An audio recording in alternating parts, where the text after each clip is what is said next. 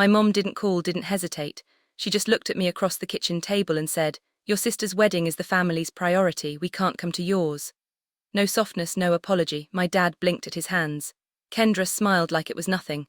I walked out of that house carrying the weight of every birthday, every graduation, every moment I'd been told to understand. That night I didn't argue or plead. I simply opened the door to a life they never bothered to ask, about one decision that turned their family choice into the moment they finally had to face me. I grew up in a house where love was measured by convenience. If something was easier for my parents, that meant it was fair. And somehow the easy choice was always my younger sister, Kendra. She was the bright one, the effortless one, the child whose smallest win became a family holiday. I learned early that my accomplishments were nice, but hers were worth celebrating.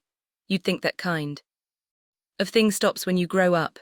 It doesn't, it only gets quieter, sharper. Before I continue the story, tell me first, where did you hear this from? Write it in the comments, because what happens next, most people won't believe. When I was 16, I watched my mother trim a family photo, literally cut the edge to make the frame neater. My shoulders stayed in the picture, my face didn't. She laughed it off, said, "Oh honey, you're still there," and moved on as if she hadn't just erased me from proof we were a family. I remember staring at the cropped edge, realizing I could try my hardest, shine my brightest, and still be the part someone felt comfortable cutting away.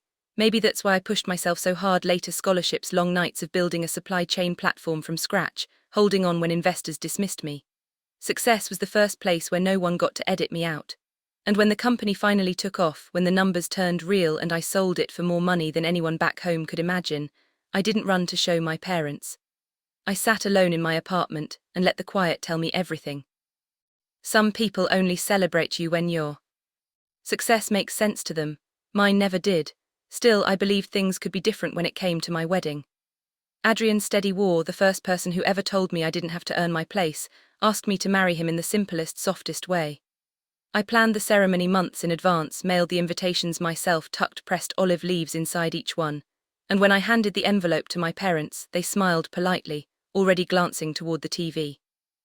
"Of course we'll be there, Mum," said the way someone promises they'll drink more water next week. I spent weeks imagining the four of us in one place again, even if just for a day.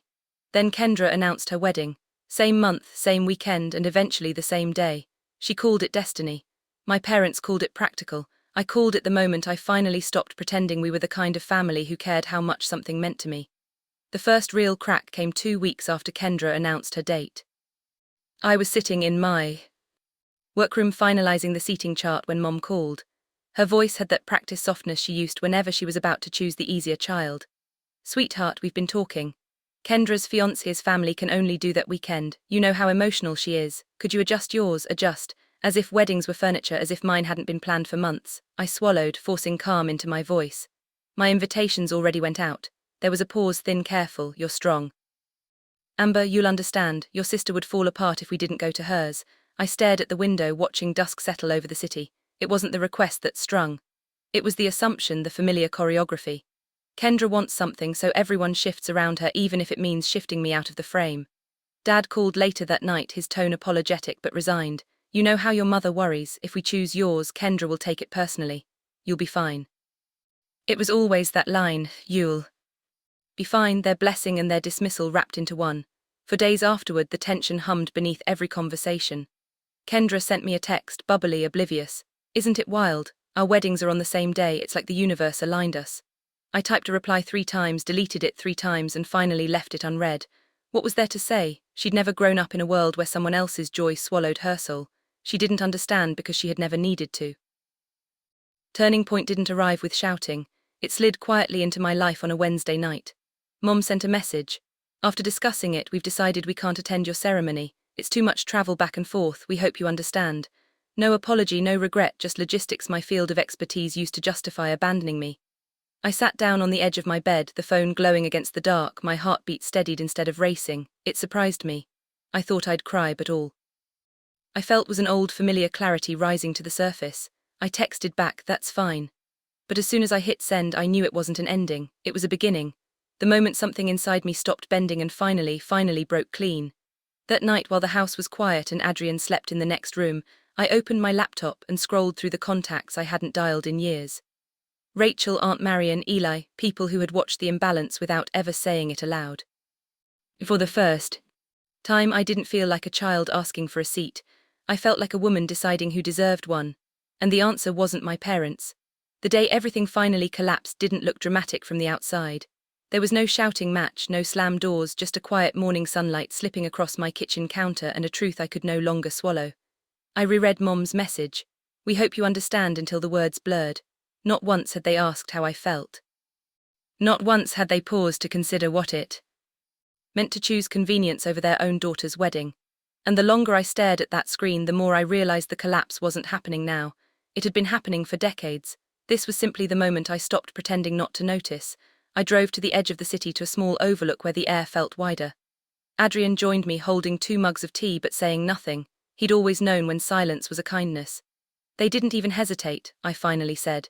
He exhaled slowly, then stopped, waiting for them to choose you.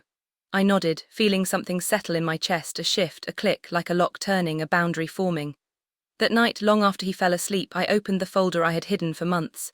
The deed to the villa in Tuscany. My villa, 8 acres of olive groves.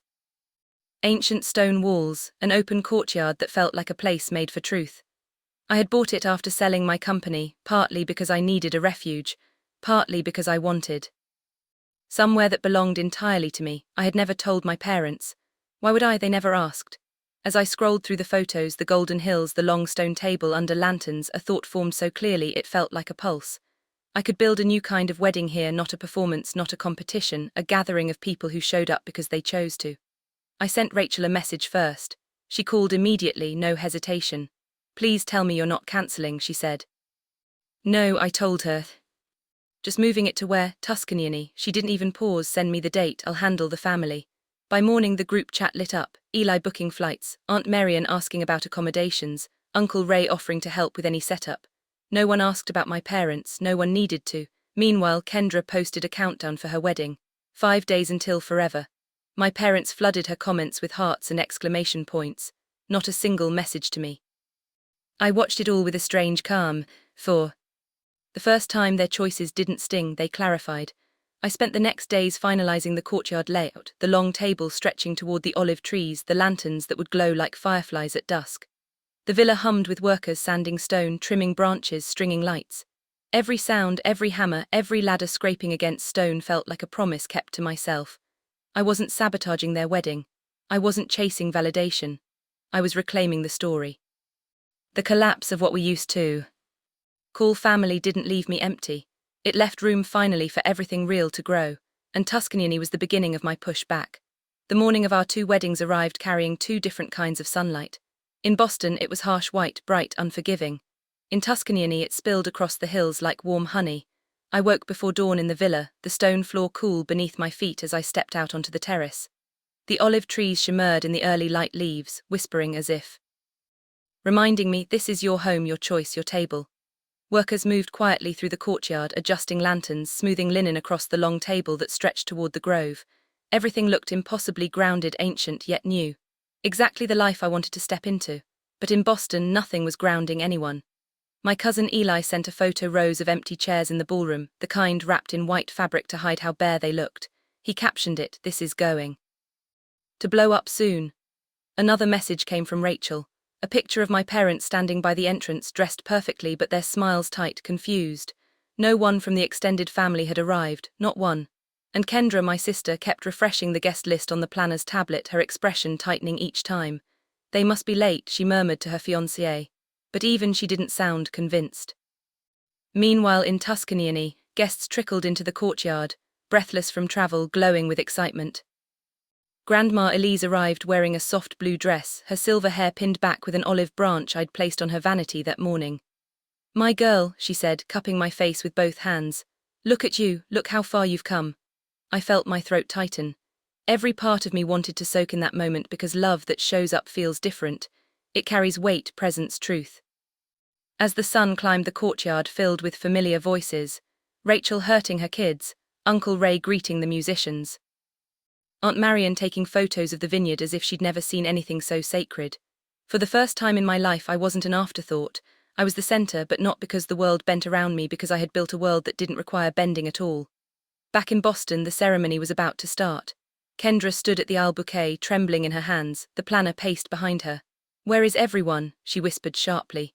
Her fiancé shrugged helplessly. "My parents." Pretended to smile, then it happened. Rachel sent another photo to the family group chat, the one everyone had muted for years but somehow still checked out of habit.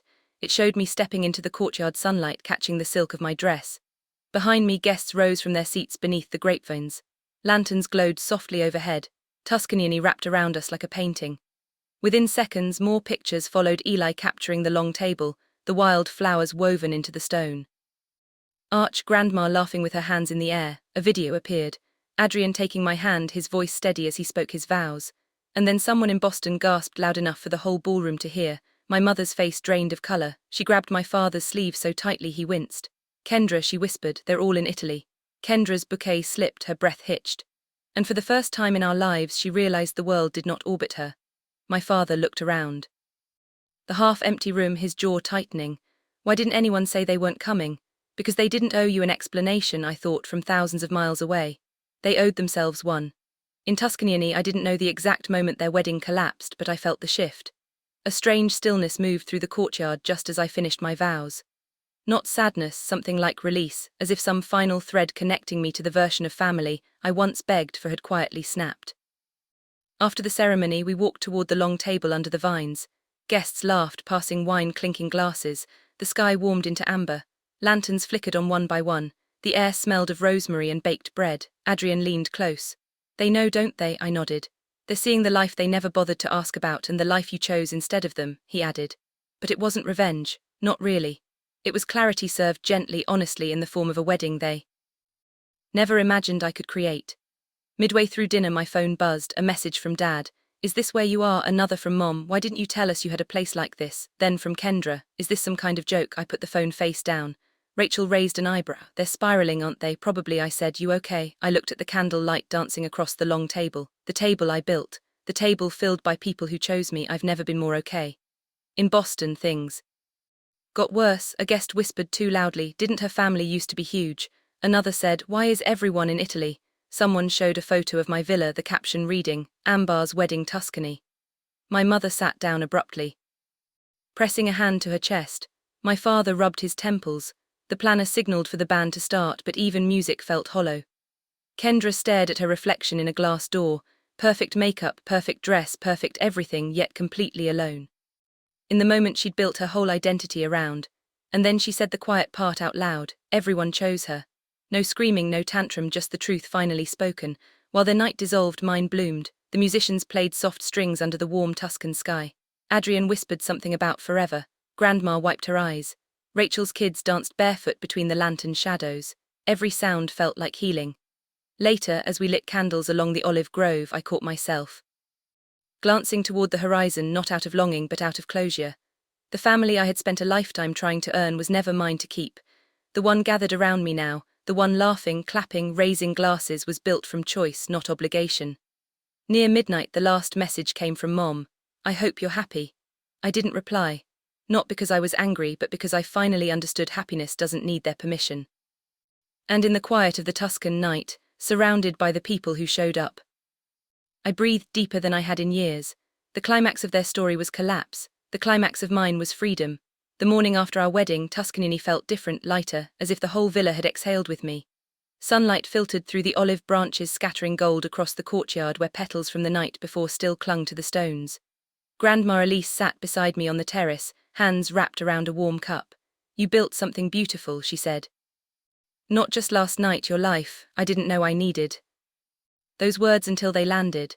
Messages kept buzzing through my phone, my parents apologizing in fragmented sentences. Kendra insisting she'd been blindsided, Dad asking when we could talk properly, but none of it carried urgency anymore. Their choices had already spoken for them.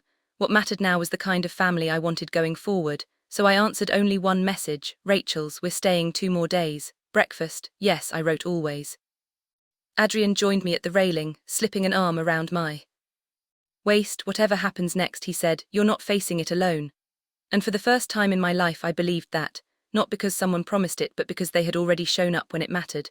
The aftermath wasn't chaos, it was clarity, quiet, steady, and entirely mine. In the end I learned something simple. Family isn't who shares your name but who shows up when your heart is on the line. I stopped asking for a seat at their table and built one of my own. And the right people found it. If this story stayed with you, share it. Tell me where you're listening from and hit subscribe for the next one.